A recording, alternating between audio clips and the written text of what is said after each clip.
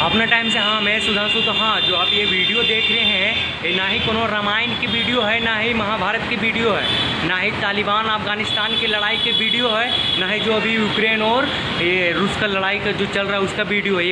ये मोतिहारी के कल्याणपुर के गाँव की वीडियो है, जहाँ के मुखिया सीबी सिंह ने उज्जवल यादव को घसीट के ले गया, उसके बाद आधा मूछ मुड़वाया, उसके बाद आधा सर के बाल छिलवाए, उसके बाद उसका थूक के चटाया, जिसके तहत पुलिस अपना कानून के तरीके से उस पर कार्रवाई कर रहा था। ओकरे बीच वही पुलिस प्रशासन अपना दिन रात काम कर रहा था। ओकरे बावजूद वही संतोष रेणु जेकर ऊपर से नीचे ले फाटल है और वही विकास राज जो अपन माई बहन को भी नहीं पहचानता है, दोनों ने भीड़ को एकत्रित किया, उसके बाद उसको उकसाया और गांव में हमला लाठी डंडों के साथ करवाया और घरों में जाकर घुस घुस के तोड़ फोड़ भी करवाया। संतोष रेणु अगर तुझमें उतना ही मर्दानगी था तो ये लाठी डंडों वाला फोड़ लेके काहे तू पहुंचा?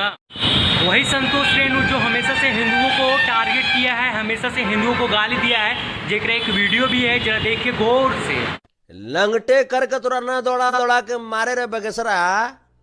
ना जाने ऐसे हिजड़न के औलाद कहाँ से पैदा हो जाते हैं हमारे समाज में, जो दिन रात लोगों को उकसाता है, लोगों को लड़ाता है। हमेशा बेटा लाठी और डंडे के बल पे अपने आप को तानाशाही समझते हो, अकल का ठिकाना लग जाएगा। पकड़ के जब तेरा शरीर को घसीट के फिर से चौक चौराहे पे ठिकाना लगाएगा ना, तो तेरे सारा जो ये गर्मी है ना पूरा ऊपर से नीचे का उतर जाएगा। सुधर जाओ।